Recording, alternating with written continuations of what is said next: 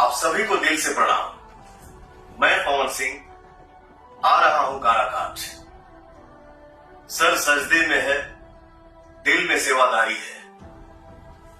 काराकाट लोकसभा की मिट्टी मुझे मां जैसी प्यारी है। आपका आशीर्वाद, प्यार और दुलार मिले, बस इतनी सी चाहत हमारी है। काराकाट की देवतुल्य जनता को नमन करता हूं।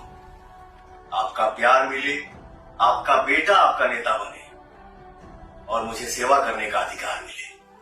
जय हिंद, जय बिहार, जय काराकाट की जनता। प्रणाम। आप सभी को दिल से प्रणाम।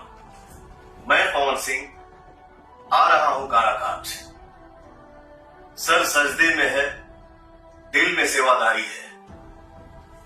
काराकाट लोकसभा की मिट्टी मुझे मां जैसी प्यारी है। आपका आशीर्वाद, प्यार और दुलार मिले, बस इतनी सी चाहत हमारी है। काराकाट की देवतुल्य जनता को नमन करता हूं।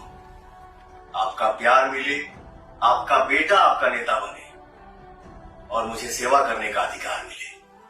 जय हिंद, जय बिहार, जय काराकाट की जनता।